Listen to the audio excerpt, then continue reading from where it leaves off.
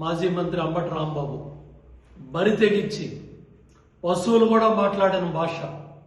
పశువులు కూడా సిగ్గుపడతాయి అంబటి రాంబాబు లాంటి వ్యక్తులను చూసి. అద్దు అదుపు లేకుండా ఒక దుర్మార్గమైన భాషతో, బూతుల పురాణంతో నాయకులను కించపరుస్తూ మాట్లాడిన మాటలో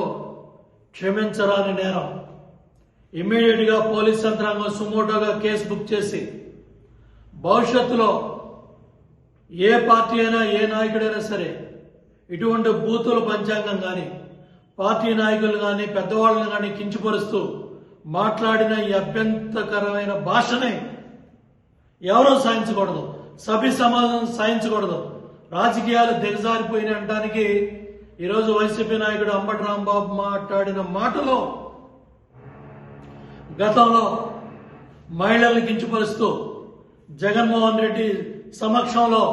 శాసనసభలో ఏ విధంగా మాట్లాడి ఇవాళ 11 సీట్లు పరిమితం అయ్యారో,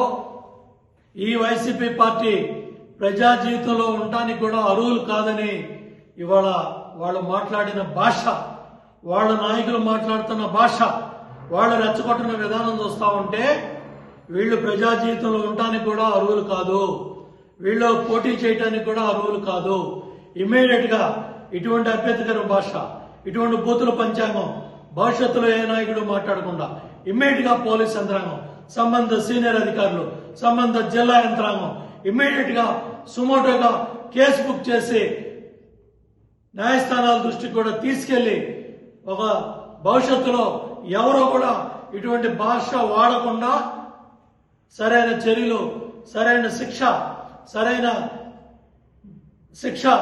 పడే విధంగా ఇమ్మీడియట్ గా చర్యలు తీసుకోవాలని కోరుతా ఉన్నాను ప్రభుత్వాన్ని, పోలీస్ యంత్రాంగాన్ని.